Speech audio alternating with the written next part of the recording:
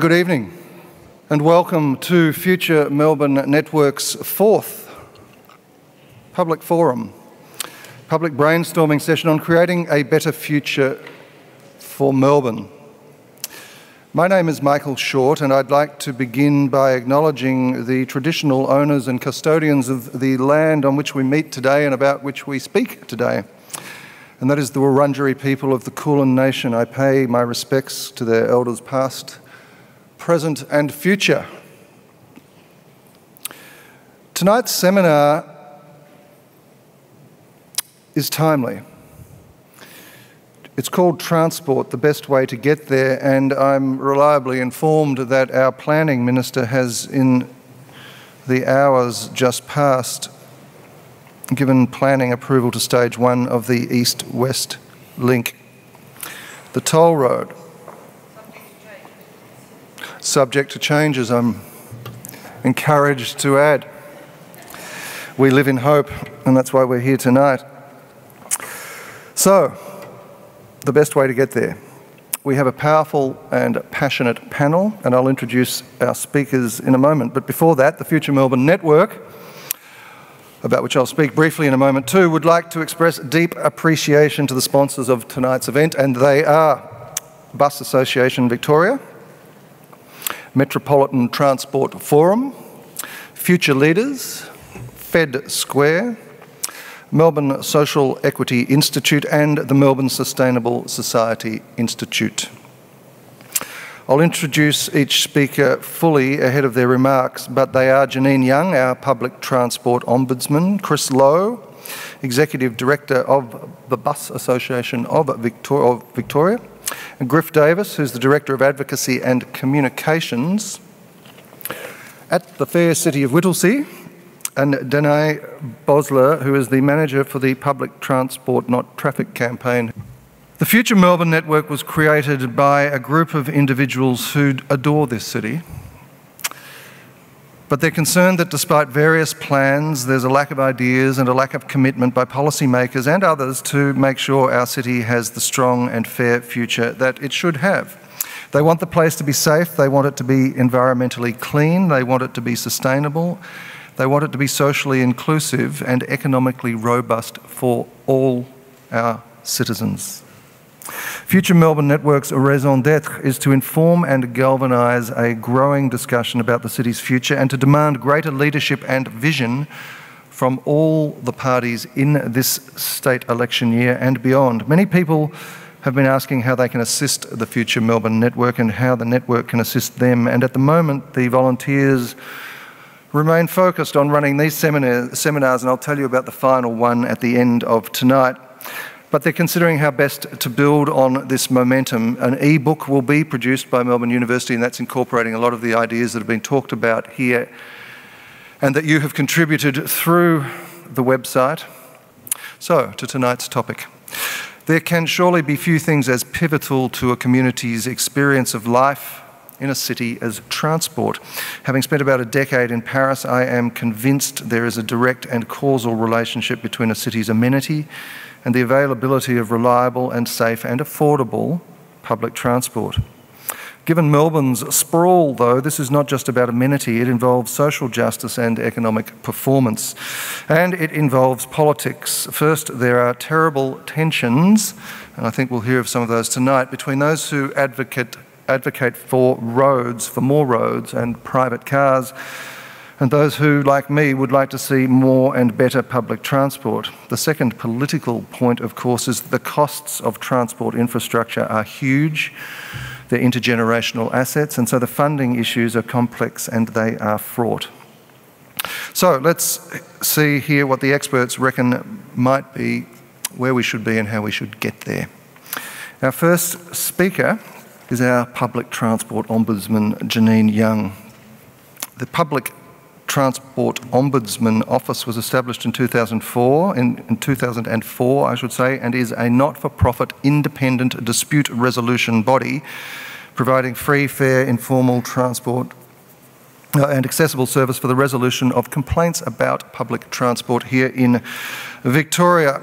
Janine joined in 2010, the end of 2010 in August, and has recently been reappointed for a further 5 years. Congratulations. Prior to joining the PTO, Janine was Deputy Ombudsman at the Energy and Water Ombudsman Victoria. Her earlier career was primarily in the automotive industry, which included 10 years with Ford, and we won't go into Ford, and 3 years as a change management consultant, which Ford obviously needed, and she has been specialising in process and service improvement. Janine, please come to the stage with a warm welcome.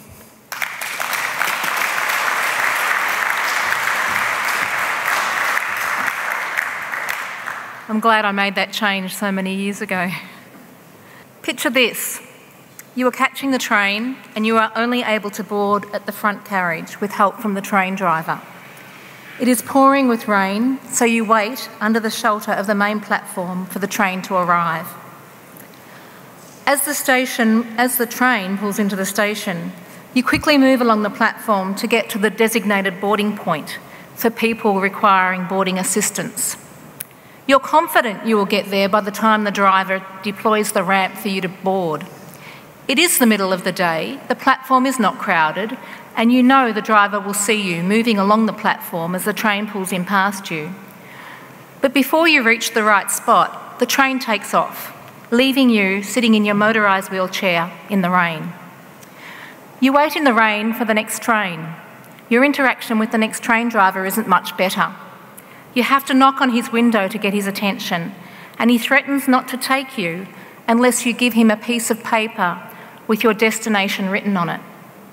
You finally get to Flinders Street Station and ask where you can register a complaint. You are pointed towards a flight of stairs. When you eventually manage to contact the public transport operator to complain about your treatment, you are told that what has occurred was in accordance with company policy. The first driver was not required to wait because you were not in the designated position when the train came to a stop. Hi, I'm Janine Young, the Public Transport Ombudsman, as you've just learned, and this is what happened to John, a consumer who complained to my office in 2011. Things have changed a bit since then. Staff training about accessibility and disability has increased, and the building of shelters on train platforms that will help prevent experiences like John's has occurred. But John's complaint is a good illustration of how a service that may be technically compliant with disability standards can still throw up barriers to accessible trips, and how poor customer service can make that experience even worse. I know that there are many positive train, tram and bus trips with John and his peers complete every day, but they must be carefully planned and not taken for granted. Equitable access to public transport is a significant issue for many Victorians. My office, as mentioned, is an independent, industry-based ombudsman scheme established in 2004 to receive, investigate and resolve complaints about Yarra Trams, V-Line, Metro Trains, Transdev and other bus operators, Public Transport Victoria, Mikey, Southern Cross Station and VicTrack. It has extensive experience in handling customer complaints and also plays a vital role in the identification and resolution of systemic issues facing the public transport industry. It's my view that we need to look at the experiences of individuals such as John to improve access to public transport now and in the future. In its 2012 survey of disability ageing and carers, the ABS estimated that 4.2 million Australians, or 18.5% of us, had a disability. Accessibility is also a key issue for the elderly, the young, parents with prams, people in regional and rural Victoria, and people from non-English speaking backgrounds. It's relevant to all of us, no matter our age, background or capabilities. After all, we are all ageing. The public transport journey begins at a person's home and ends at their destination, and then they have to get home again sometime that day or perhaps the next day. It goes beyond formal modes of transport such as trains, trams and buses. It includes walking paths, taxis, car parks and road crossings. It also includes accessing ticketing systems and other payment transactions.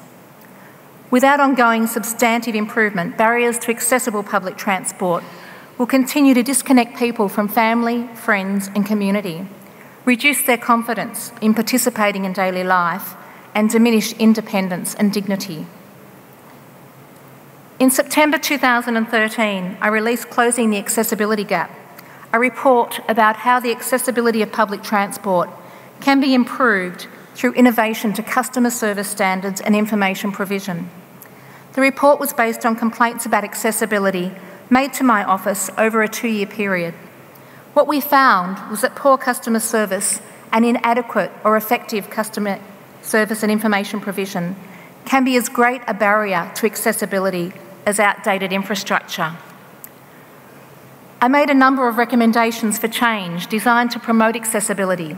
The recommendations are based on the experience my office has gained through investigation of individual complaints and systemic issues, and regular contact with commuters, advocates and representatives across the public transport sector. I recommended 14 changes and improvements for implementation by public transport operators in relation to issues such as training, information provision, minimum standards for provision of direct assistance, and consultation with key stakeholder groups, particularly when infrastructure changes are planned.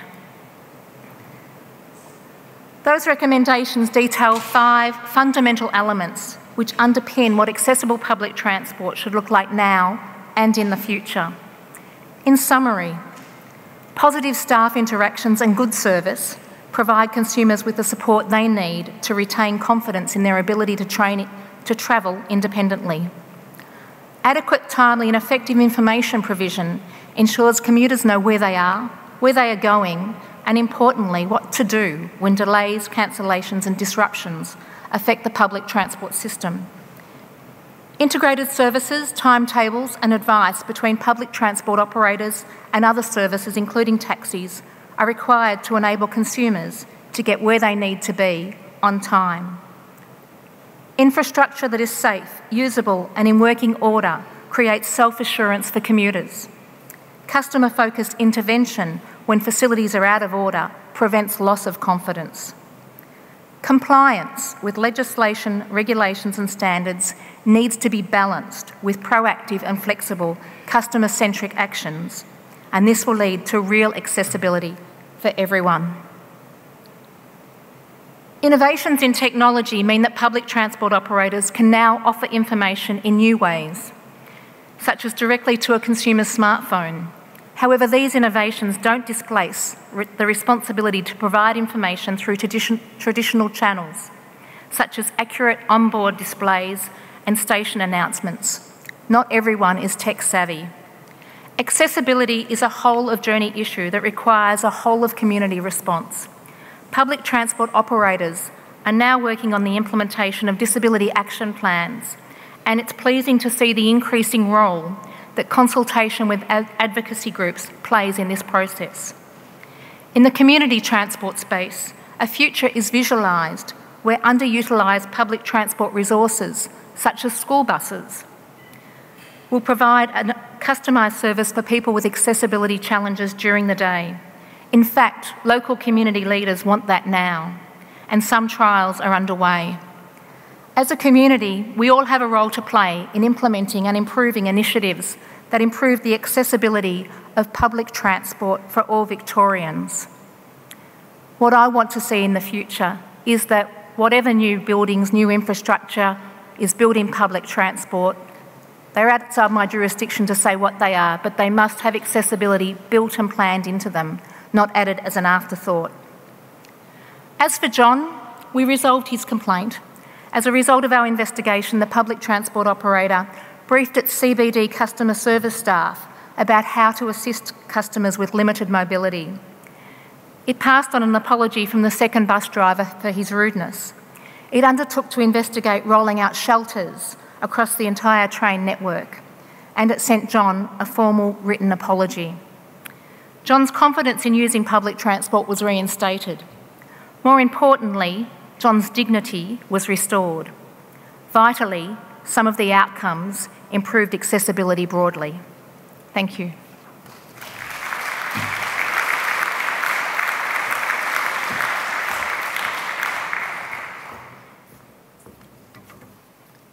It's good to know you're there, Janine. Thank you. Chris Lowe has been Executive Director of Bus Association Victoria since 2008. Bus Vic is the voluntary professional association for Victoria's private coach and bus operators, including route, school and charter and tour operators. Negotiating service contracts, providing legal, industrial and contractual advice, planning and advocacy services to the membership are the association's primary duties. And Chris is a director of each of the industry-owned commercial entities which add value to members' businesses and government, including bus inspections, spare parts and accessories, insurance, and we should never forget insurance, revenue protection and education. Chris is also a director of the Public Transport Ombudsman. Chris, welcome and let it rip. Thank you. Thank you, Michael. Thank you, everyone. It's a pleasure to be here. Since 1944, the Bus Association of Victoria has been working hand in hand with the community and successive governments to improve our transport systems with two key strategic level objectives in mind. And they're all about improving the productivity of our cities and contributing to improving our quality of life. To enable the productivity of our cities and to contribute to improving our quality of life, it's like blood flowing freely through a body. A rail level crossing can be seen as a blocked artery. It clogs up our productivity, increases time and cost, and therefore stifling our productivity. A dedicated bus lane, on the other hand, takes cars off the road, 40, 50, 60 in some cases, and gives on-road priority to those folk choosing to catch the bus. It's like the city taking a big pill of aspirin. It thins the blood, makes the blood move more freely around our body. And the level of ease and efficiency with which people can interact in and around our community, a region or a nation enables substantial social, economic and environmental activity that benefits all of us. The various transport systems around our country facilitate mobility. They manage our needs and expectations, and most importantly, they contribute to our safety.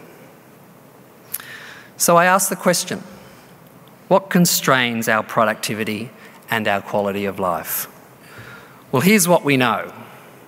Road congestion at the moment is costing us $10 billion per annum and going up. It's estimated that this will be closer to $20 billion by around 2020. Transport proportion of greenhouse gas emissions is also increasing. The tolls of serious injuries is about 30,000 annually, and loss of life is about 1,300 annually. So we know that social exclusion affects about 27% of our population in all age cohorts, and this disempowers people as they can't get out and about to enjoy all the things that our communities have to offer. And this has a real hard cost to society. Energy security sees us at 50% self-sufficient, but this is forecasted to fall by 2030 to around about 20%. Obesity is also an issue, now more than ever before. In a recent report penned by a good friend and colleague, 52% of women, 67% of men, and 25% of children are classified as obese or overweight, which is just adding to our public health costs. So you can see where I'm going.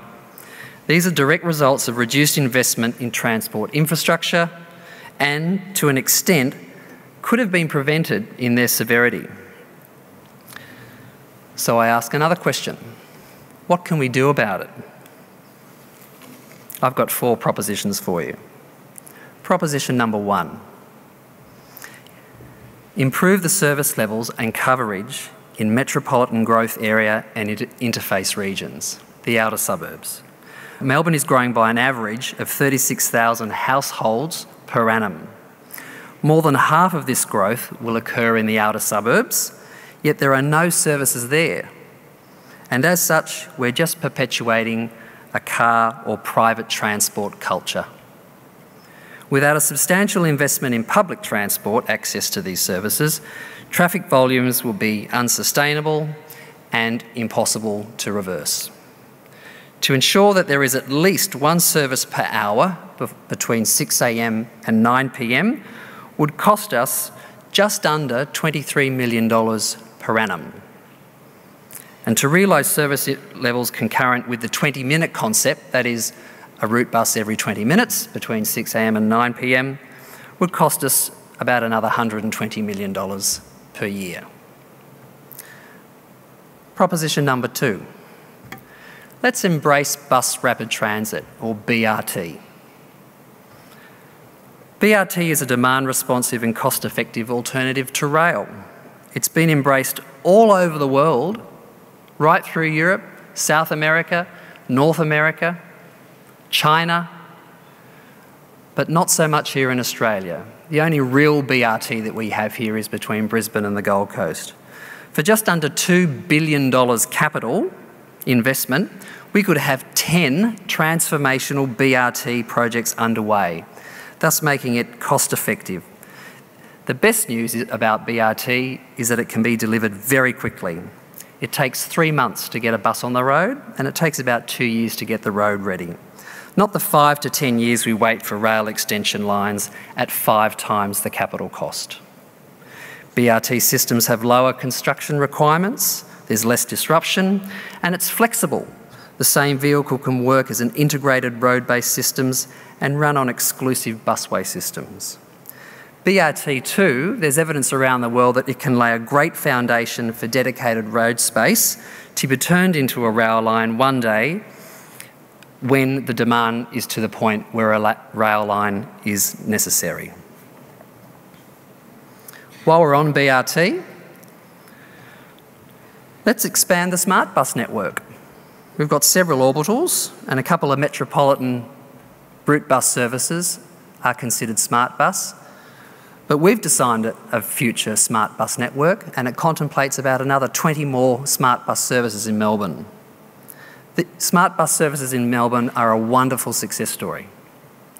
So let's have some more. We've put this to government. All we need to do is find the funding. Whilst we're still on BRT, if an airport rail link ever occurs, what we do know is that it's a long time away. They take a long time to build. But there's a lot we can do in the short and the medium term to improve the on-road mass transit option, which is Skybus. We can give it more on-road priority, and we can give it more frequent services. Service improvements don't cost the taxpayer for Skybus services 1 cent. Lastly, on BRT, let's get some double articulated buses on the road, or double bendy buses as people call them overseas. These can carry 100 people. They're widely used in Europe and the Americas because of their demand responsiveness and cost effectiveness.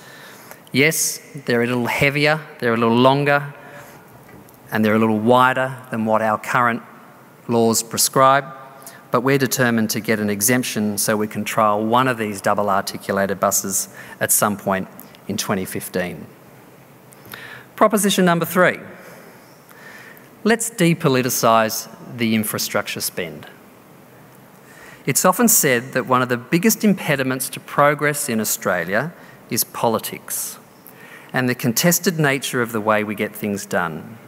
There are many examples throughout Australia where the timing and delivery of major infrastructure projects have been fought and won on the degree of marginality of a particular locality, region or electorate, and the importance of winning to the success of the contesting parties. Now, this process, as you all know, is often referred to as pork barrelling, but due to the populist nature of this process, it may be the hardest of all processes to change, as it has long been the preferred method for politicians to distinguish themselves from their political rivals. In this context, what if we decided to depoliticise infrastructure decisions and instead move towards a merits-based assessment process that saw decisions made based on a particular project or group of projects achieving productivity gains? We suggest there is a need to depoliticise the strategic planning relating to infrastructure in cities to allow it to reflect the needs of the people rather than a government's agenda to retain or regain power. Let's make it independent, based on a rigorous cost-benefit evaluation process, and let's get on with it, because we're all sick of the politic. My last proposition is let's be courageous with funding. I suggest that a business-as-usual approach will not deliver the level of capital and recurrent investment in transport that is needed to improve the productivity of our cities and our quality of life. Historical and typical funding models are by nature incremental, conservative, and traditional. And governments often release transport or land use plans that don't outline how these plans will be funded. They say what they want to do, but they don't necessarily say, here's how we're going to fund it, and this is when we'll do it by. Meanwhile, the backlog for transport infrastructure and recurrent projects continues to grow, and this is symptomatic of the current approach to funding. It stretches the delivery timeframe beyond the foreseeable term of a government, which just entrenches a short-term mindset. Now, I acknowledge present discussions around the nation right now on various funding mechanisms, including bonds, tax incremental financing, public-private partnerships, value capture, superannuation fund investments and road pricing. The list goes on. And we also acknowledge the multitude of reports released by various agencies, the Australian Railways Association, the Bus Industry Confederation, the Property Council of Australia. They've all come out recently and said the same things. And I don't intend to suggest one or two mechanisms as a panacea, but I will suggest, if you'll permit me, that the continued deferral of a universal road user charging is just deferring benefit. And the move towards user pays is likely to be more effective in the long term. And whilst we don't suggest it would be easy, it'll bring with it the obligation for costs to be justified and expenditure monitored and evaluated by users. And embracing hypothecation or dedicated revenue funding projects would likely see more capital and recurrent projects funded. Treasuries all over the world hate hypothecation because it sees money come in and exclusively be dedicated to one purpose. It doesn't go into general consolidated revenue, and treasuries don't like that. And lastly, I think we need a public discussion on funding to gauge the electorate's level of preparedness to pay. To do all these things takes a lot of courage because it's somewhat unconventional. But we're simply not going to see the improvements to productivity and quality of life if we aren't prepared to discuss this and dare to be bold with the electorate. So what are the benefits? What if we are able to do all these things? Well, my good friend and colleague and PhD supervisor, John Stanley in the front row, some years ago did a wonderful cost-benefit analysis. What are the benefits? Getting more people on public transport saves money, it generates jobs, and it improves livability. Buses carry around 145 million passengers a year, and the flow-on benefits translate directly into lower private vehicle trip generation and, importantly, direct household savings. Our research, as undertaken by John in 2010, showed the existing bus services had a benefit-cost ratio of 3.5 to 1. And that was a benefit to the Victorian economy. You can't dispute it. It's irrefutable. Thanks for listening.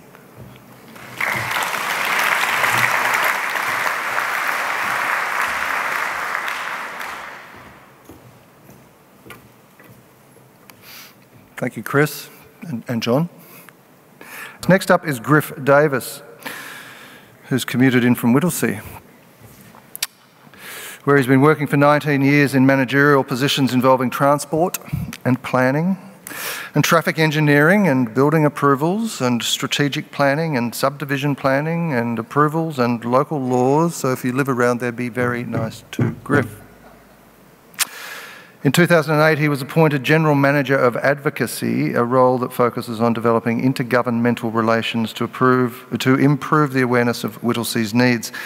He was then appointed Director of Advocacy and Communications in 2012. He has over 35 years of experience in transport planning and management across government and private sectors, and until recently, in his spare time, he also represented local government on state and national transport bodies. Griff, it's great to have you here. Thank you.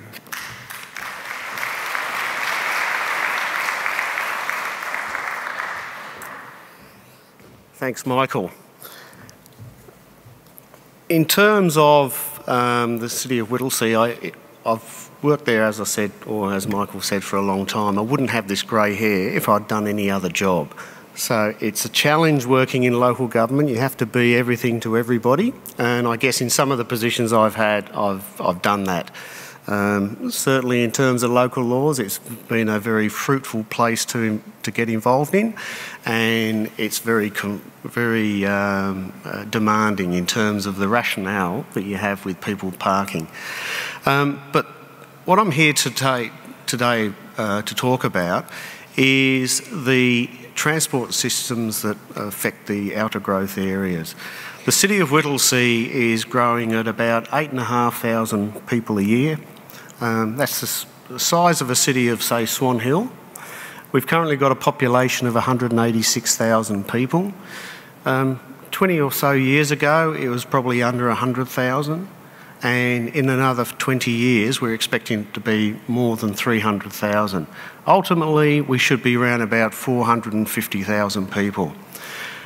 And neighbouring councils, which are all shown on the slide, are the Interface Council Group.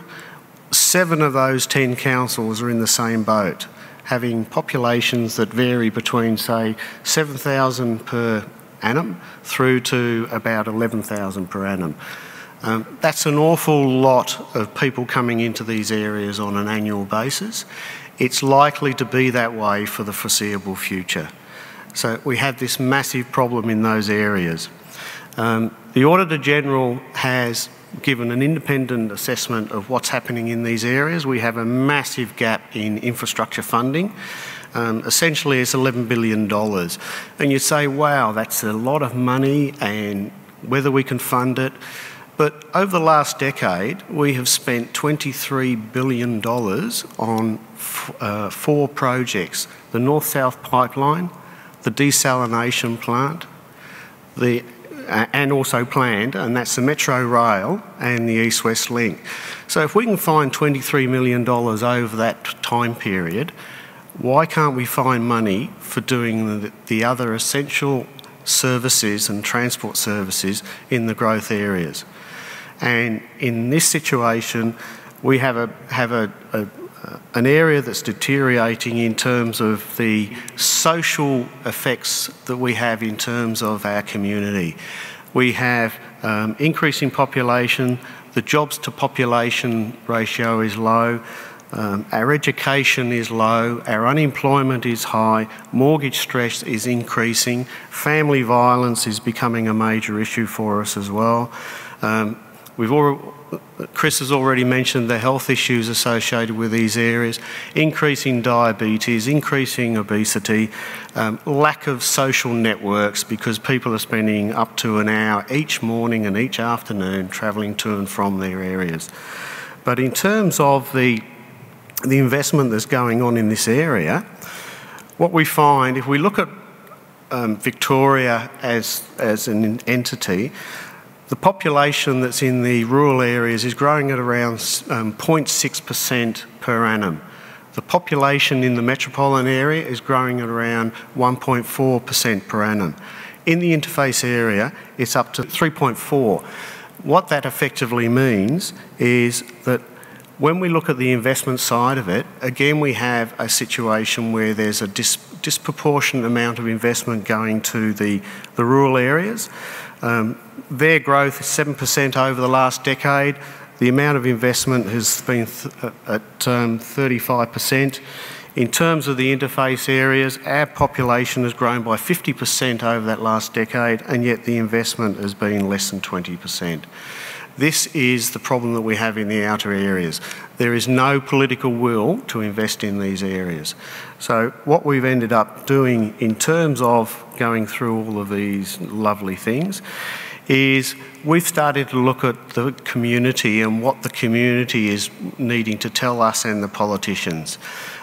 We found that with the council doing some advocacy on its own, we had pushback from both sides of the political stream in terms of these are not the issues that we the politicians feel are important for the community.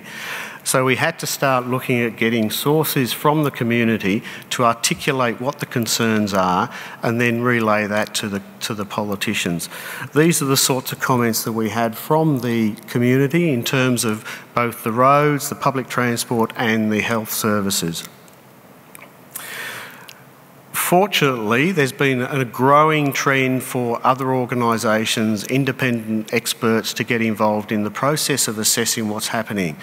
The Outer Suburban Interface Parliamentary Committee carried out an assessment of what's happening in the outer areas, and they ended up coming up with a situation where they said that there's a significant lag in services, significant decline in housing affordability, poor access to transport and a lack of access to public spaces. They only confirmed what we've been saying to the government for probably a decade and a half. We also enabled some of our local communities to start getting involved directly in advocacy. The South Morang Rail Alliance, they were operating through the early part of the 2000s and were doing their own thing. They were relatively unsophisticated at that stage. With the assistance of both the council in terms of our resources, our ability to do research and so forth, we enabled them to have a far more sophisticated message when they're going out to the politicians. But importantly, it made sure the messaging between the community and the council was aligned so that there was no disconnect there that the politicians could exploit. And things where they're saying, cut out the crap, give us a track, actually resonated with the politicians. Even though you might think that's corny or crass or something, it actually takes it away from some of the ordinary messaging that goes on in terms of community efforts with the politicians. The more recent one, and two other councils have done this as well, is that we've launched a massive community campaign called Access Denied. The City of Wyndham has used Get Wyndham Moving. The City of Casey has used Make Your Vote Count. And we're all putting that out there in terms of increasing the awareness within our communities to pressure the government directly. And in our case, we have more than 5,000 postcards that are ready to be dumped on Parliament House, and we're trying to get one of the Greens members of Parliament to do that for us because the other two, surprisingly, keep saying no. We also have a direct email account where we're sending emails to the Premier, the Leader of the Opposition, to the relevant ministers for transport, public transport and shadows that the community can generate themselves. We have over 1,600 emails that are literally landed in the email boxes of those particular politicians. And our community are basically saying, in terms of the access denied, that we've got two priorities. One's a road and one's a rail extension. And the community is asking yes or no. The politicians are not saying that. They're saying all sorts of other stuff about funding and so forth. So we end up coming back to the situation where they push back on the basis of funding. So with all of that scenario, we've got the situation in the Northern Growth Corridor where a massive amount of investment in infrastructure is needed in that area. Plan Melbourne outlines what that should be, but as Chris Lowe indicated, there's no mechanism to ensure that's implemented. Way back in the 19th century, we had something called both the inner and the outer circle trains. Good planning by the planners at that stage in terms of the transport. Unfortunately, they never came around in terms of delivery of that. But if we can do that back then, why can't we do that now?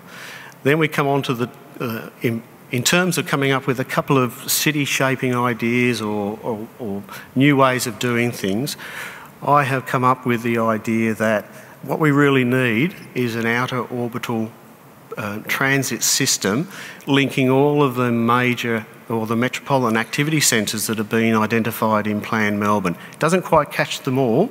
I think Box Hill and down at Pakenham, they don't come into the equation from the point of view of what looks like a reasonable orbital service.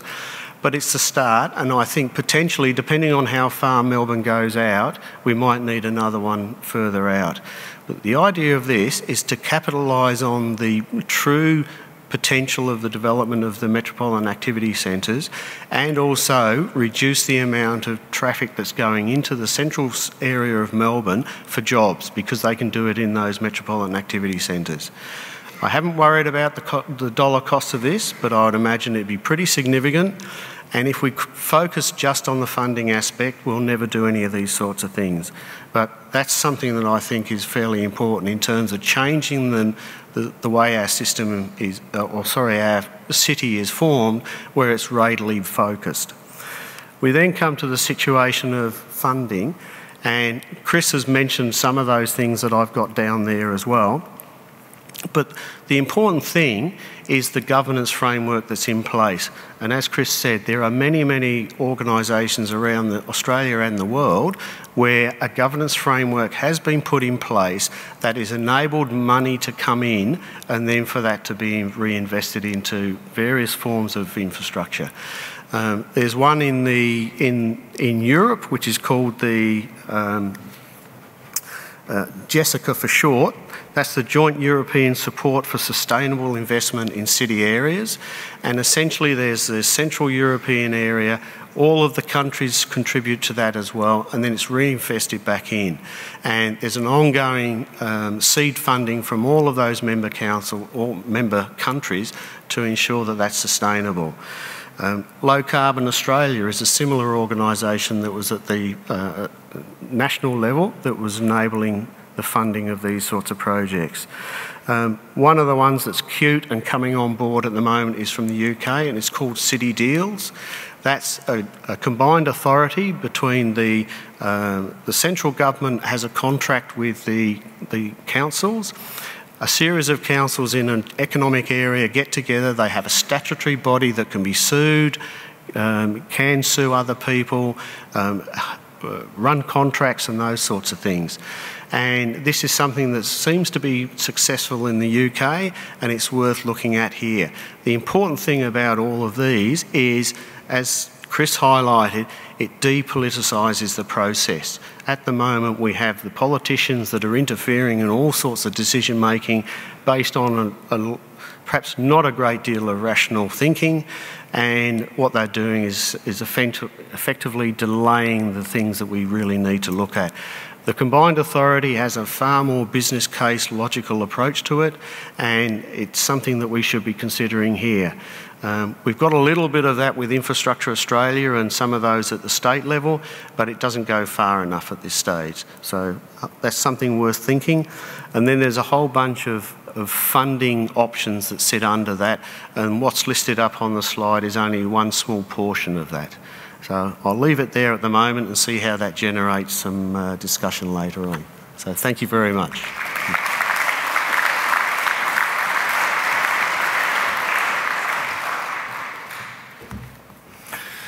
Thanks. Excuse me. Thank you, Griff. I think the sort of community advocacy and leadership you're talking about will provide a good segue to our final speaker, Danai Bosler, who is the manager of the Public Transport Not Traffic campaign, which is a coalition of community groups from across Victoria campaigning for world-class transport. Another key part of the campaign is opposition to the east-west toll road, so your timing is pretty good. The campaign combines interactive online mapping tools that enable our community to participate in a robust discussion about the public transport that they want, as well as the on-the-ground political campaigning for quality public transport.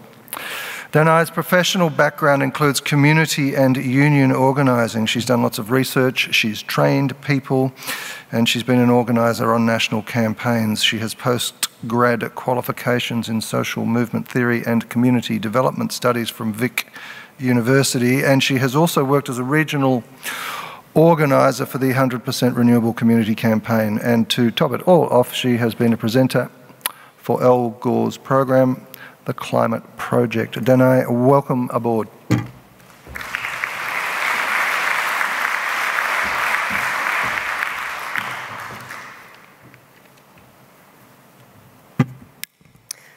Thank you very much for the opportunity to speak this evening representing the Public Transport Not Traffic campaign, as Michael mentioned. We're a coalition of community groups from across Melbourne and Victoria, opposed to the east-west toll road and demanding real, immediate and significant investment in public transport. Now, I admit when the lovely Crystal Legacy briefed me on my presentation this evening, she said, please present 2 big ideas. Now, I might have heard her a little wrong. I'm sorry, Crystal, but I heard 2 radical ideas. So if my ideas are a little bit out there, please forgive me. I'm thinking big. I had the pleasure and the privilege of my final year of undergrad at the University of British Columbia in Vancouver. And many of you guys will be aware, here's my U-Pass as evidence that I was there. Don't look at the year, but I'm sure that you'll be aware of the student transit ticketing system at my university. It was adopted from a model at the University of Washington, and the student body voted, and here I repeat, the student body voted to adopt compulsory transit cards, meaning everyone, we all had to chip in and buy one, and we all got a reduced rate for it. Supported by an impressive, frequent, and damn right fantastic bus service that I'm sure Chris will appreciate from Vancouver. That card got me everywhere. It even got me up to the slopes. It even got me up to my favourite ski field, Cypress Hill, so I could study for an hour, ski for an hour, study for an hour, and repeat the cycle. That's how I got through my undergrad. And this model now, this transit card system model, is being adopted at universities across Northern America. And I thought, why can't we have something like that here at my current university, at Melbourne University, or maybe at RMIT, or La Trobe, or Monash? When I originally mulled over this idea and I had a coffee with Gordon Price, the 6-term Vancouver councillor, I actually imagined it on a broader scale for the whole of Melbourne, or for sections of the community that needed it most. Or, and here's the crazy idea, a sliding scale, where those who have the greatest access to public transport pay a greater rate and those with poorer access to public transport pay a lesser rate.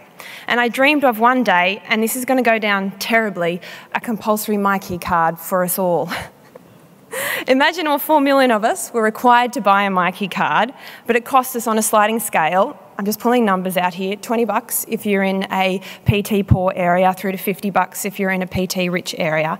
That contributes an extra $120 million into the system, which covers off just a couple of suggestions that Chris made for our bus service.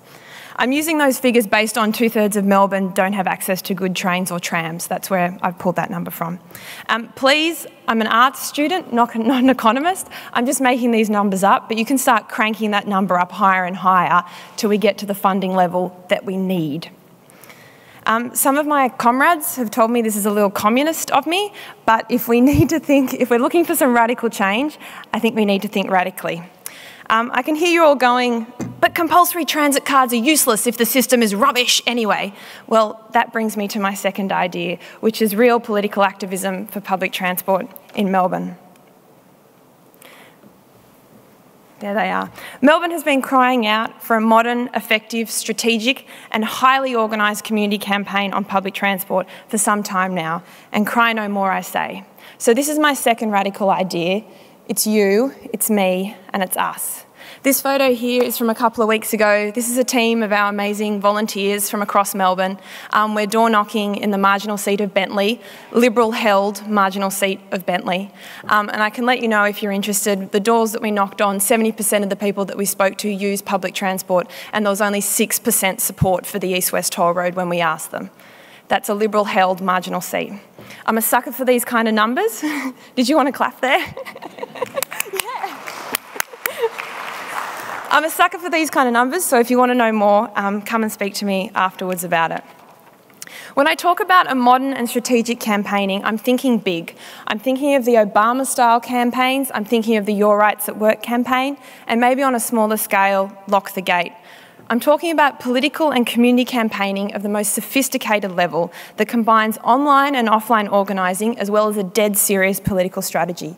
It's 21st century coalition building, and it's happening in cities across the world, including London, New York, and even in Sydney, where a diverse collection of community groups have gotten together, including unions and religious groups, and they've formed something called the Sydney Alliance. And guess what they've picked as their first big issue to tackle this year? Public transport.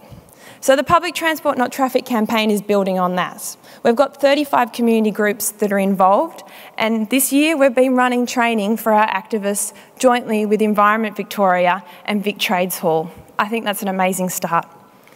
History also shows that it requires a little window of opportunity, a vortex or a moment in time when the opportunity is ripe for taking. And I think that moment is now, with the $18 billion black hole that is the East-West link, and with public transport the #1 issue for our state election this year. I think that moment is now for Melbourne. So here's an example of the modern form of community engagement that I'm talking about. This is our online interactive map. It's called CrowdSpot, where commuters, not computers, commuters, real people, can mark their public transport spot improvement. With a lack of real public transport planning from government, we're actively encouraging a form of crowdsourcing of our own PT plan for Melbourne. There's over 650 spots here have been created and over 1,000 votes, which shows community participation on an unprecedented level in Melbourne. This is a visualisation of the results so far, and a shout out to Anthony Eisenberg, CrowdSpot founder, for making this happen. So the bigger the spot, the more votes, and you can see Airport Rail there has got the biggest spot. But you can also see there's a little spot out in the bay. Some fellow called Jesse wants a signal upgrade for the whole train network. So he stuck the spot out there, and I'm sure that many of us can agree with him on that one. We can then use this information for informing our own public transport policy platforms and for meetings with politicians who love data in an election year. And this website is still live, so make sure you go online to have your say. This also raises some really interesting ideas about communities deciding exactly what public transport we want, as well as lobbying and campaigning for it, which might freak out some bureaucrats or some academics who might think that they know what's best. But social movement theory tells us that people are so much more likely to take action if they have directly contributed to and feel like that they have ownership over the policy that they are campaigning for. And I've been asked if we should take transport policy out of the hands of politicians who live for the election cycle and for the easy vote winners. And yes, absolutely we should. But only if we are putting it in the hands of a community that's active, informed and engaged, and that we have the power and the resources that we need to make those big decisions. It's democracy and transparent government 101, and I'm not talking about some quasi-representative body that meets 4 times a year and puts out a glossy brochure every 2 years. I want to see an awesome decision-making structure that has real community leaders and that's accountable to the people. It's critical to note that community campaigns and community coalitions that win, and I'm going to repeat that again, community coalitions that win, don't just grow on trees. They require highly skilled staff who have skills in IT, fundraising, media and communications, alliance building, community organising, people like me, as well as money, resources, time and more money. It astounds me what we've achieved so far on this campaign when we're surviving on the smell of an oily rag. So to put this another way, if you're looking to offload some pre-tax time cash, look no further. I'm your person for the job. And I'll just finish. A recent essay on advocating for public transport change by Legacy and Stone finished by saying, "It's hard work, but the evidence shows there's no easy way anyway." So it's going to take years of concentrated pressure on our political leaders, plus ongoing network development with academics, bureaucrats and decision makers, as well as coalition building with environmental groups, with unions and their members, for us to win world-class public transport. But that, my radical friends, is the only way to win. Thank you. Thank you. Thank you. To start the questions rolling, Jackie Fristacchi, Mayor of the City of Yarra, and we have our own Trains Not Toll Roads campaign, as people know. The question I want to raise, and it is to Chris Slow, in terms of buses. We know that trams and trains only serve 25% and 30% of Melbourne respectively, and buses at least do serve 70% of Melbourne, albeit every 40 minutes or not on weekends and Friday nights. So we do need that investment. But I'm just reading, the political announcements. The state government coalition has said they'll offer free trams. And I noted just a flyer on the weekend that the opposition has said they will make trams free in the CBD as well. And they say that's radical. I just want to ask you about that in terms of, it's a real concern because trams are overcrowded, and I can't see if any business, if you're overcrowded and you've got oversupply, you make it free, you tend to raise the price if you do that. But what arguments are there for making the buses free? Forget the trams, because they're overloaded and everyone, uses them pretty well. They don't need to be made free. And they'll only be more overcrowded. What grounds would you see for making buses free? Because many routes, the buses are not well patronised, and we do need to get more bodies on buses. We do need to get more bodies on buses, and thank you for the question. The antidote for bus patronage is more services. Over the last 10 years, there has been a phenomenal growth in bus patronage, and that is directly attributable to the increase in frequency of service and span of services. So I think if we're going to continue growing patronage on buses, we need to continue to improve the services. They're not at the standard that they need to be for a city the size of Melbourne. We've come a hell of a long way in 10 years, I should add, but we're not there yet. In terms of pricing, my personal view is that a free bus system won't do us any good. And I certainly expect several people to disagree with me, but I think there is a culture in society that free things aren't necessarily appreciated. And I think given the economic constraints upon all stakeholders, ourselves as users, my members as operators, and the government, we're all strapped for cash. I think if we're going to realise improvements to the public transport network, not just the bus network, everybody has to pay their share. And I think that's fundamental to improving the network. Janine, would you like to comment on that in terms of users' point of view? Yeah, I guess it's interesting, complaints to my office from bus users have gone up from about 4% of all complaints to about 8.5% in the last calendar year. So obviously more people are using buses, and some people have got some more issues with using buses. Accessibility, they have ramps. When it works well, it's very effective, so people from all different ways of life can use a bus service. And as Chris said, they are more local. They're at your doorstep, and sometimes they're the key point to get you to a train station or tram station, whatever it might be. So I think personally that Melburnians need to get a bit of a grip too. Some of us, and probably including myself, although I have taken a number of bus trips over the past few years, I think had the belief that we took off our school uniform and threw the bus ticket away, whereas now we actually see that getting a bus, particularly the orbital ones, the local shopping centre became a 12-minute trip from my estate, whereas before it was a 43 to 45-minute World Discovery Tour of Whittlesea and Greensborough. So they really work, but we've got to convince people to get onto them. Dano, would you like to add anything? Oh, I was only going to comment that I think the free trams is just an easy vote grab by both of the parties, but that I think it actually backfired. I think the day after, even the Herald Sun was saying, "Oh, it doesn't matter if the trams are stuffed and I can't get on it anyway." So I think it's just a vote grab. Griff, would that help you with your $2 billion problem out there? No, I think that it again is a political grab rather than a real benefit to the transport system. even things like collapsing the 3 railway zones into 2 does absolutely nothing for the outer areas of Melbourne. And in fact, what it has done is push the commuter traffic that used to go to the Zone 2 back into Zone 3, and we don't have the car parking capacity for that at our existing stations. And yet there's now no incentive for those commuters to go into, say, Ivanhoe or Fairfield and those sorts of places.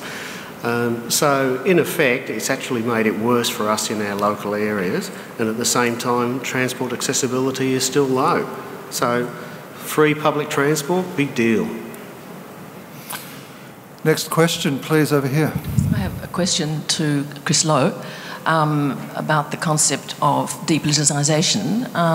Given, as I understand it, that 85% of the population are opposed to the East-West link and would prefer the funding of public transport, and given that there has been no public business case made by government for it, how would you apply this concept of depoliticisation? Because it seems to me to be intrinsically political. That's a good question. What I know is that if there has been some independent rigour around infrastructure and it's been communicated in a way that all parties understand it and can see plainly the benefit as a result of the expenditure, they'll generally support it.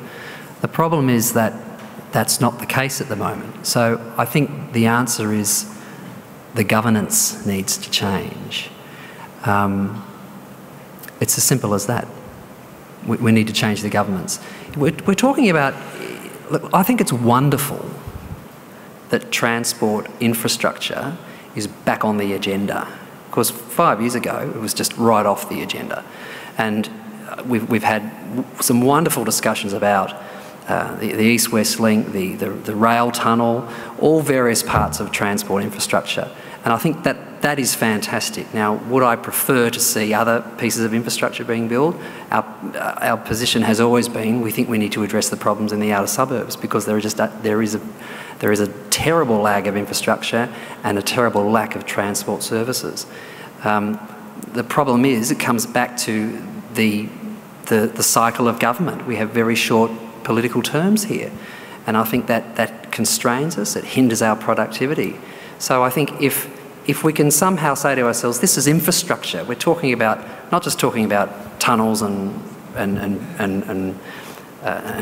bridges and roads and more tram carriages or train carriages, it's about our quality of life. We're talking about having all the infrastructure, not just for transport, but for education and for health, there when we need it, to get rid of this lag, this decade-long or 2-decade-long lag.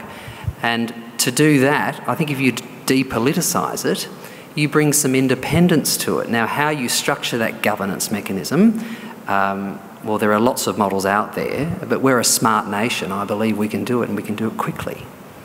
It's interesting, the theme has come up throughout these sessions about short-termism, particularly in the context of political decision-making and the electoral cycle driving things.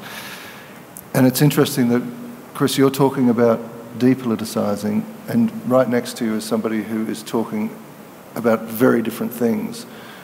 You're both motivated by the same outcome. I'd be interested to explore this a little bit more, Danae, about clearly you have the view that the solution needs to be political. It was interesting when you asked that question, because I just thought how everything in Australian society today has become politicised, from asylum seekers to climate change science. So I'm not scared of the fact that public transport is politicised. I just want to take the political power away from the politicians and put it into the communities. That's the part that I'm really excited about. And political power is not a bad thing as long as it's in the hands of the right people, us. Griff, would you like to comment on that at all before we go to the next question? I'm happy to, from the point of view that I don't think we can ever depoliticise the entire process, and it gets back to a little bit of what Chris was saying.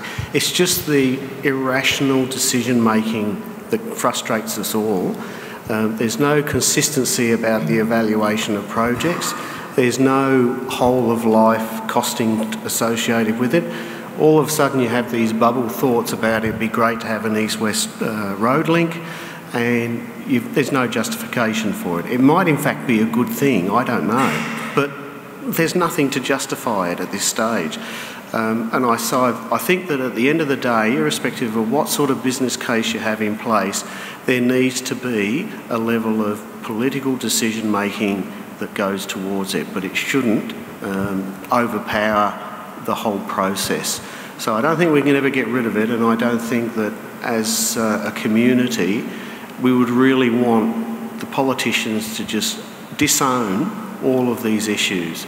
So I think it's a combination of a good balance between what the evidence says, what the political landscape is saying, and the community. And that's where I think the problem is at the moment, and it's a bit what Danae is saying from the point of view that the community doesn't feel like it's empowered enough to have a voice in this discussion. Speaking of community power, Janine, do you see this as a political issue or a melange of things? Yeah, I guess I'm, as an industry ombudsman, I'm independent. Whatever government decision is, I'm there to look after complaints about what currently is there, what current services are working and what current services are not working. So I'd prefer to play that independent role and step back from the political side of it completely. I'd love to push you, but I won't. One area where politics is really important in this is the funding of infrastructure, isn't it? Because there's been this story created in the community that we have a debt and deficit crisis, which we do not have, and we've got very low borrowing costs at the moment, and yet borrowing to fund intergenerational infrastructure isn't even on the political agenda. And I just, I wonder whether anybody has a comment about that, because it does seem to be a time when you could effectively fund it that way rather than doing private-public partnerships or other things that perhaps might be more costly. Well, I think that the government and the opposition at the state level are both ready for some level of discussion regarding alternative funding models and alternative governance arrangements. In my role at the City of Whittlesea, over the last year and a half, we've put some, and in conjunction with the Interface Councillor Group, which is the 10 councils around Melbourne, we put a number of funding papers together, and at the national level we've done the same thing with what is called the National Growth Areas Alliance, and put that up to the federal government. And those papers are all talking about this situation, and we're finding that generally there's a lot of interest in that. And literally as of, say, Thursday of last week, we've had the Treasurer at the state level ask the Interface Council to put a position paper together that they can then consider in relation to both financing and funding of projects. So that gives us some hope that there is actually a light at the end of the tunnel, but I suspect it will still take some time because the Treasury bureaucrats are very much wedded to the existing way of raising revenue and then them controlling the expenditure side of that. And that's a pretty hard nut to crack at the moment. It's interesting use of light at the end of the tunnel. We have a question up the back. My name's Jodie Wilmer. It's a great discussion, thank you. I wondered, given that transport has such an important role to play in social and economic inclusion, and you just mentioned before about alternative funding models, what opportunity does philanthropy play in funding transport? Or what role could it play? That's a good question. Who wants to take that one? Does philanthropy play? I'd need to think about that just for a couple of minutes. Yeah. It's a very interesting concept. If you can come back to me, I'll think about it. I mean, the role of philanthropy in the community is... Do you have money you need to get rid of? Because I can... One thing I am excited about in this campaign is the amount of people that have stepped up and have contributed money and have donated so generously. There'll be, I don't think I'm giving anything away here, there'll be an ad in the Herald Sun tomorrow which has been paid for by people who care about this issue deeply. So I think there is definitely a role, and whether it's in funding and building public transport, or in building the people infrastructure to make that public transport happen? I'm not too sure. I'm a bit worried about your media spend. I'm a bit worried about your media spend, but we'll move right along. Next question. Do we have a microphone? Sorry, the gentleman here's been waiting for a while. Thank you. One up the back too. And then we've got one down the front here. Thank you. Thank you. Thank you. I have a fairly naive question I'd like to put. I'm still relatively new to Melbourne. I've only been here 4 years after 30 years in Perth. And Perth certainly is a city where there is a major cultural divide between people who use public transport, which I mostly did, and people who don't, people who never use public transport. So my naive question is, to what extent is that true about Melbourne? And to what extent does that partly explain why it's handled the way it is and why it's politicised the way it is? I think there is some sort of a cultural divide in terms of public transport usage in Victoria, in Melbourne particularly as well. And I think it changes depending on where you are. I have a feeling that in terms of the inner suburbs, there's perhaps a leaning towards it being for white-collar commuter traffic. In the outer suburbs, it's actually considered it's a blue-collar system. And so you get the people who have the white-collar type jobs, they tend to negotiate a vehicle as part of a salary package, and they therefore drive. And they leave the public transport system in the outer area to the plebs. And it's because it's a crappy system in the first place. So why, if you had the means, why would you use it? And so there's that tendency, I think, whereas in the inner urban areas where it's public transport rich, then you find that there's less of that divide because everybody can use it. But because the population in the inner areas is predominantly the white-collar employees now, that arguably they are the major users of it in that area. So I think it's not as clear-cut as what Perth might be because of the different socio-economic circumstances that we have in Melbourne. That's a fascinating issue, the cultural one. Does anyone else want to jump in there? I tend to agree with Griff in terms of, I think it is a cultural phenomenon.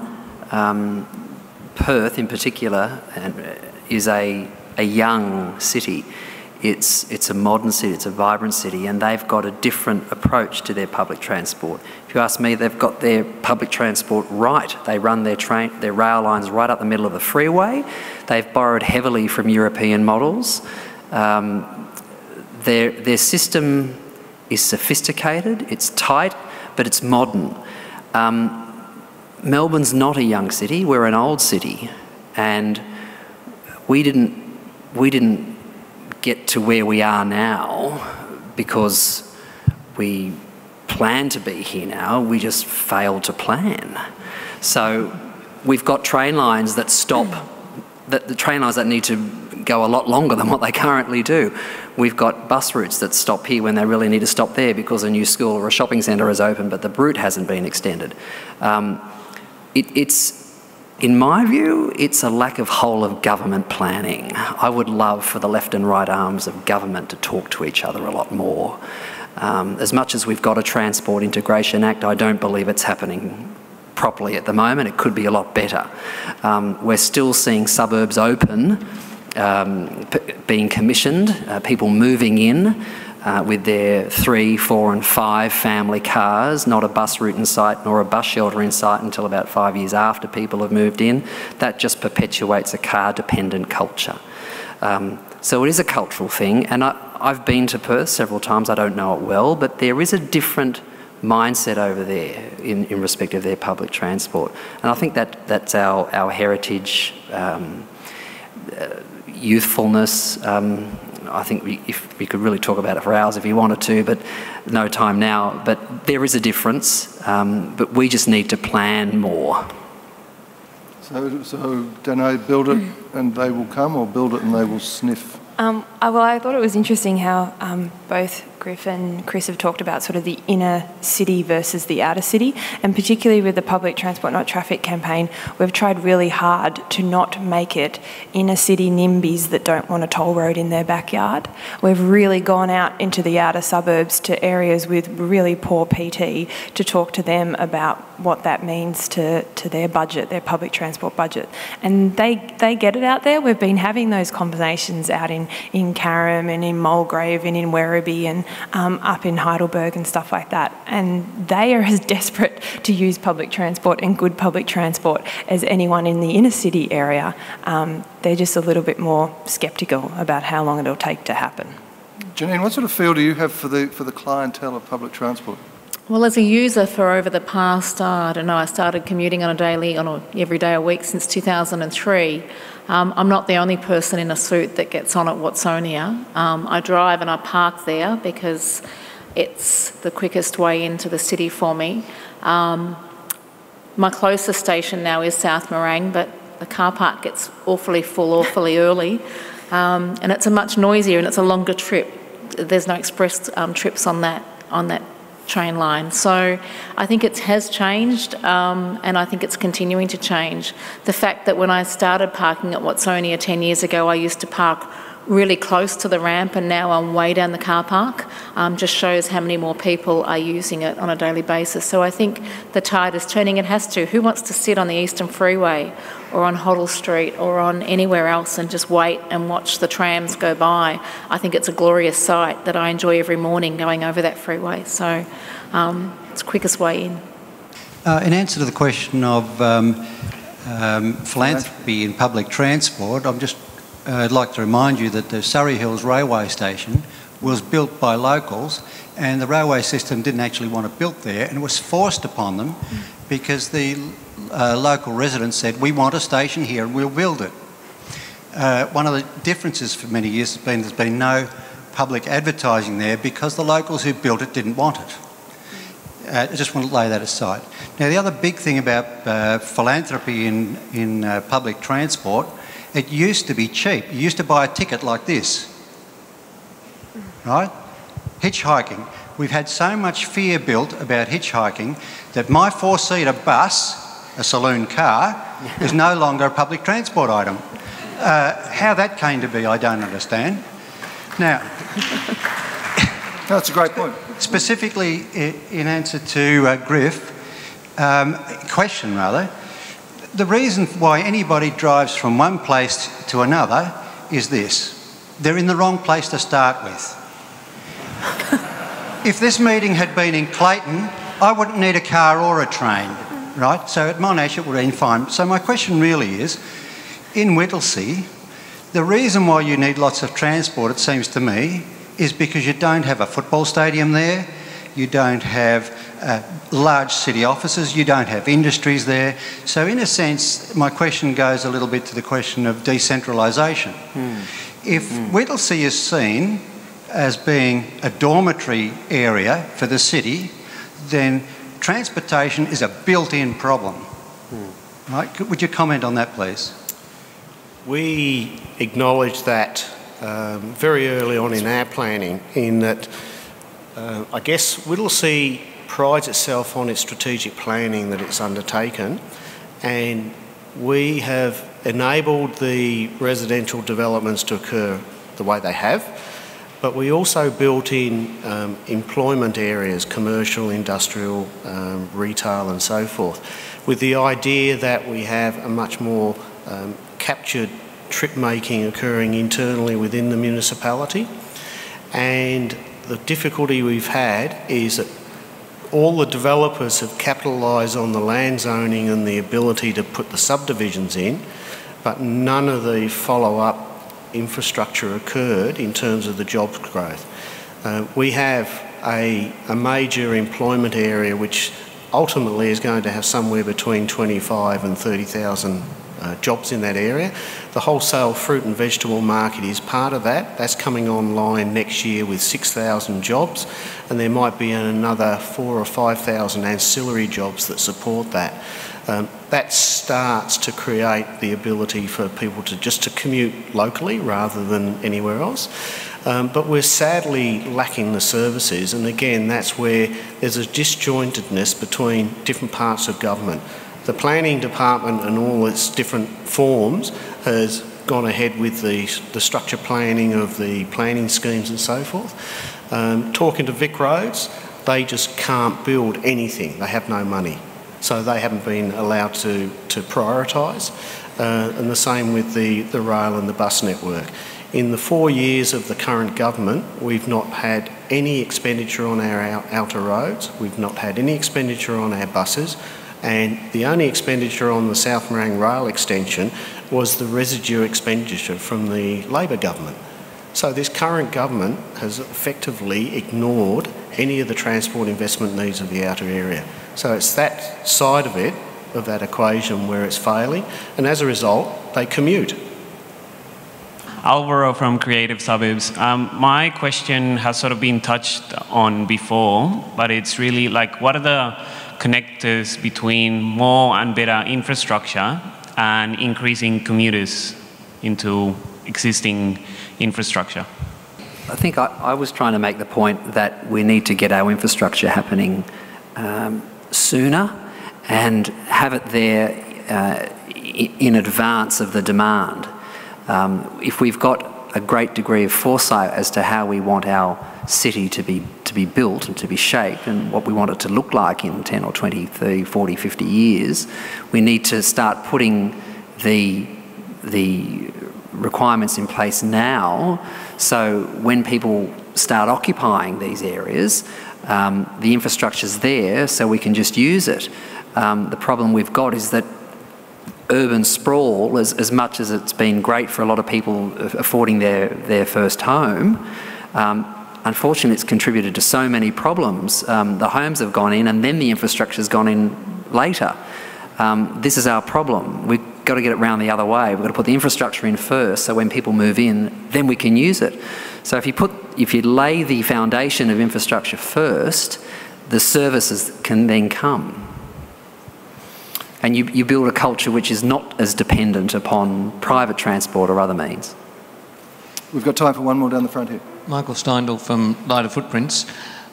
Both concerns about climate change and the increasing coagulation of our roads have prompted me to discover Melbourne's public transport system a lot in the last few years. I delight in the trains and the overcrowded trams.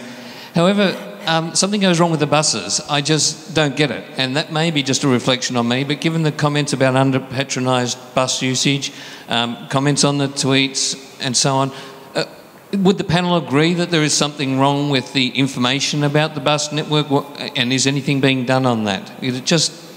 I don't get it.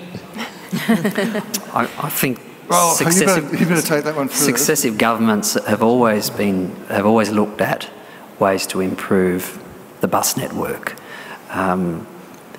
It's an ongoing thing. 10 years ago we didn't have a smart bus network, now we do.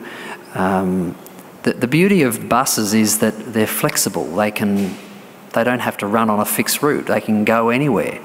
You've convinced me before. Why do we have the system we have? For lots of reasons. Why do we not have, I guess the better question is, why do we not have the system we need to have? Money. So how do we get money? We need to fund it. And I think when it comes to funding, that needs to be a public discussion. We all need to have a good, serious chat with each other as to how much we're prepared to pay to have these services. There seems to be a cultural element underlying that too, Chris, and I wonder, Janine, whether you see this in patronage and usage. Is there an added barrier that buses have that trams and trains don't? There's currently, I believe there's a current barrier, and that's the fact, and I tried 2.5 years ago when my son was about to turn 18 and buy a car. I didn't want us to become a 3-car family, so I thought I'll do the smart bus to Greensborough Station and then train it. The missing link currently, and Chris can probably talk about what's on its way, is the fact if I go to a train track, I can look up a tram track. I can look up Tram Tracker. I can see what's coming, how many minutes away it is, and where it actually goes to. You know where they go. With buses, and it worked for I persevered. It was about 5 or 6 weeks. But as it got darker in the morning, you can look down the road, you don't know whether the bus is coming or not, and there's no app currently to tell you that it's on its way, how many minutes away is it. And if there is an accident, what do? That's the only thing. At least if I get to the station and for whatever reason there's a problem with trains, I can use my car, but if I've walked to the bus stop, then I've got to go home and get my car. So I think that's the missing part, the electronic, where's my bus? We've needed this system that Janine speaks of for years, and I must say, I'm not government. I'm not from government. I'm from industry. However, I am witnessing the installation of a new bus tracking system as we speak. It's, as I understand it, it's installed. It was completely installed as of today, if I'm informed correctly, and it is undergoing testing. And as I understand it, it will very shortly be livened up. That information will be able to feed through to anybody who has app development capability, so they can design their own apps. Where's my you-know-what-bus.com? So watch this space. I think it's imminent. Regarding buses, I've lived in Hong Kong and I've lived in Nairobi, and both of them have a massive system of minibuses that just go everywhere. Yeah. They don't have a timetable because they just keep running. Yes. Have you thought of putting this into the local areas where the buses don't go yet? Yes. Yes, we have. But we haven't got them yet. No. Are we going to get them? Ask the government, but we will never stop advocating for it. This is what we want to get to. The ideal paradigm when it comes to public transport is you throw away the timetable. We shouldn't need to have a timetable because it should just come. Every 5 minutes there should be a bus. Problem is, that's expensive. Again, we need to have a serious discussion about funding. And if I'm allowed to, the thing that's been scaring me the whole night is we've been talking so much about funding, and it just frightens me if we tip 18 billion into the East-West Link, there'll be coins left over for us. That's it. So it needs to be a discussion about funding for public transport that includes roads. Let's whack it all together and we make a decision about what roads, what PT we want. Oh God, it's so frustrating. Sorry. It is so frustrating having to stop now. Hell, I'd like to take everybody to the pub and we just keep going. Anyway, one thing that does come out of it, I think, and I don't have the numbers, but the use of public transport appears to be growing a lot faster than the population, which I think is well, I certainly find that cause for enthusiastic continuation of my embrace of public transport. And I think it's demand will lead supply, and the pricing will have to be sorted out in the budget. I wish we could keep going. Could you please thank, in the traditional time-honoured way, our thoughtful and thought-provoking speakers again, Janine Young, Chris Lowe, Griff Davies and Danai Bosler. Thank you very much for the time and the thoughts that you've given us.